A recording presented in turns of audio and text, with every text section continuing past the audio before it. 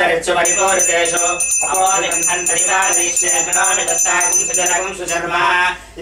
शिवा शिवतमा शान्ता शान्ततमा शुभा शुभतमा पूता पूततमा पुण्या पुण्यतमा मेध्या मेध्यतमा अमृता अमृतरसाः पूता ब्रह्म पवित्रेण पूता सूर्यस्य रश्मिभिः सर्वतीर्थजलं पुण्यं पावनं सर्वकारणं विष्णुपादोद्भवं शुद्धं सर्वमङ्गलदायिना ब्रह्मणा संहृतं यश्च मन्त्रबोधं सुभावहं कावेरी तुंगभद्रा च कृष्णवेणी च गौतमी भागीरथी च विख्याता पंचगंगा प्रकीर्तिताः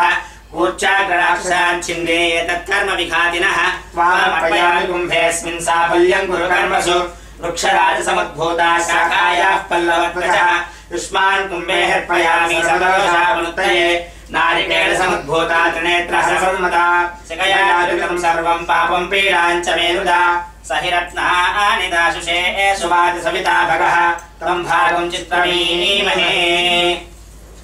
अस्मिन् करके तस्मिन् पुष्पगन्ध तुलस्य क्षतान् निक्षिप्य अस्मिन् करके आधारे पृथिवीमावाहयामि पार्श्वदेवावाहयामि अग्निमावाहयामि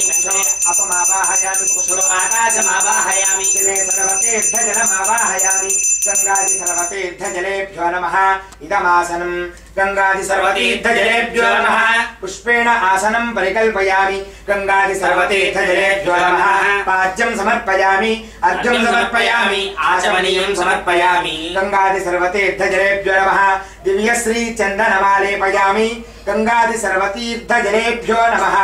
पुण्यपुष्पैः पूजयामि पुष्पमालिकानि